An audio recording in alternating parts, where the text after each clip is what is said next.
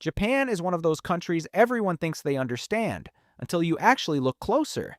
Because behind the sushi, samurai, and neon lights, there's a Japan that's older, stranger, funnier, and far more surprising than the postcard version. Let's explore Japan through 7 dimensions. And trust me, you've never seen it like this. Japan's story begins with two ancient worlds colliding.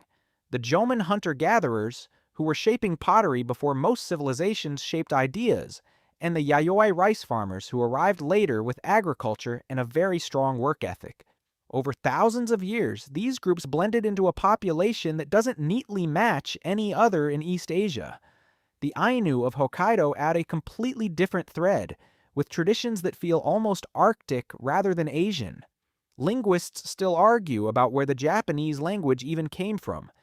It borrows hints from several families but refuses to fully join any of them. This uncertainty gives Japan's origins a slightly mythical flavor, like a country that formed from two different timelines merging. Archaeology shows early communities adapting to snowy forests, volcanic valleys, and subtropical islands. Even today, genetic studies reveal traces of these ancient populations in modern Japanese people. And here's the twist. Some Jōmon pottery is over 16,000 years old. Older than the pyramids, older than Stonehenge, older than most of human confidence. Japan didn't appear suddenly. It simmered slowly, like a good broth. Japan is a long chain of islands that somehow fits snowstorms, tropical beaches, volcanoes, megacities, and rice fields into one country. Mountains dominate so much of the land that cities had no choice but to grow upward, which is why Tokyo looks like someone spilled a box of skyscrapers and just left them there. The country spans multiple climate zones, so you can ski in the morning and snorkel in the afternoon. If you're willing to take a very long train ride, living on the Pacific Ring of Fire means earthquakes and eruptions are part of the national personality, shaping everything from architecture to emergency drills. Hot springs bubble everywhere, turning geological chaos into a spa lifestyle. Rivers are short and fast, carving dramatic valleys and creating fertile plains that fed early civilizations. The coastline is so irregular that Japan has more fishing villages than some countries have towns. Even Mount Fuji, the national icon, is technically an active volcano, a very polite one that hasn't erupted since the 1700s. And then there's Aogashima, a volcanic island inside another volcanic crater where people casually live like it's totally normal. Geography here isn't just scenery, it's a character in the story. Japan's golden age shines brightest in the Edo period, when centuries of peace allowed creativity to explode in every direction. While Europe was busy with revolutions, Japan was perfecting haiku, woodblock prints, and the world's first urban pop culture. Edo became one of the largest cities on Earth, buzzing with theaters, tea houses, and fashion trends that changed faster than you can say kimono upgrade. Literacy rates were shockingly high, and education spread through networks of small schools long before public schooling became a global norm. Craftsmen refined everything from sword making to ceramics to the art of wrapping gifts beautifully enough to make you feel guilty for opening them. The merchant class, once considered low status, became cultural influencers who shaped entertainment and taste.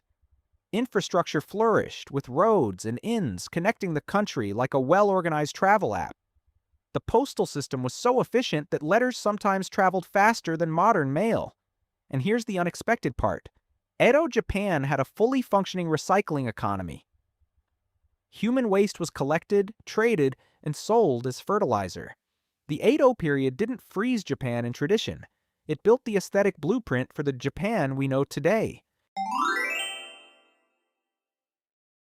Japanese identity revolves around harmony, respect, and the idea that beauty lives in small, fleeting moments. Everyday interactions feel choreographed, bowing, exchanging items with both hands, and apologizing even when you're the one who got bumped. Respect for nature runs deep, shaping festivals, food, and even the timing of vacations. Yet beneath the calm surface lies a playful creativity that bursts out in fashion districts, themed cafes, and subcultures that reinvent themselves every decade. The concept of wabi-sabi teaches appreciation for imperfection, influencing everything from pottery to interior design. Public spaces are quiet not because people lack emotion, but because they value shared comfort. The language captures feelings with precision. There's even a word for sunlight filtering through leaves. Rituals like tea ceremonies show how elegance can come from simplicity.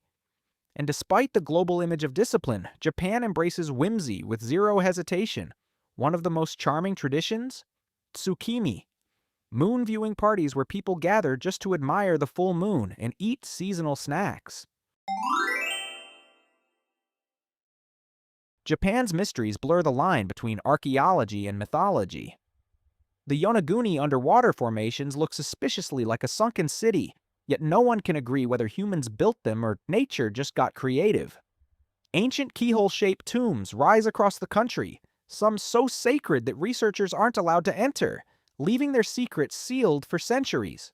Folklore adds another layer, filling the world with spirits, shapeshifters, and objects that come to life after 100 years. These stories aren't just entertainment. They reflect a worldview where nature and the supernatural coexist. Prehistoric dog figurines, with their large eyes and strange proportions, remain one of archaeology's biggest puzzles. Even modern urban legends thrive, blending old beliefs with new anxieties. Japan's mysteries endure because the culture doesn't rush to explain everything. The unknown is treated with respect, not fear. And in one remote village in Shikoku, hundreds of life-size dolls now live in place of residents who have passed away or moved. A surreal, living art project that feels like stepping into a dream. Japan is often imagined as a flawless futuristic society, but reality is far more human. Not every train runs perfectly on time, and not every gadget is high-tech. Some government offices still proudly use fax machines. People assume sushi is a daily meal, yet most Japanese home cooking is simple, comforting, and surprisingly vegetable-heavy. The stereotype of emotional restraint overlooks the fact that Japanese communication expresses feelings through actions rather than dramatic speeches. Anime is globally popular, but it's just one slice of a much bigger cultural pie.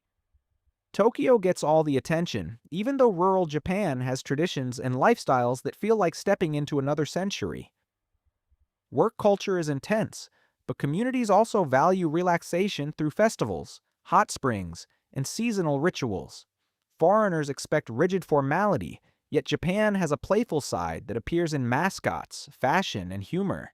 Misconceptions stick because Japan exports strong images. But the truth is always more layered. And yes, crying babies are considered lucky. There are even crying sumo competitions where wrestlers try to make babies cry for good health.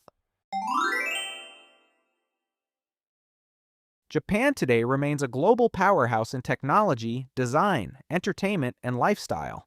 Its innovations in robotics and engineering continue to set standards for precision and reliability. Pop culture, from anime to video games to fashion, shapes global youth identity.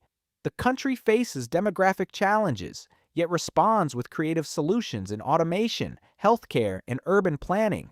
Everyday conveniences, like vending machines offering everything from hot drinks to umbrellas, reflect a culture that values practicality and delight. And in some temples, even Buddhist funeral rites can now be performed by robot priests. A very Japanese blend of tradition and innovation. Japan's relevance isn't fading, it's evolving. And the deeper you look, the more you realize. Japan isn't just a country. It's a universe. If you enjoyed this journey, stick around. We're exploring the whole world, one dimension at a time. And don't forget to subscribe.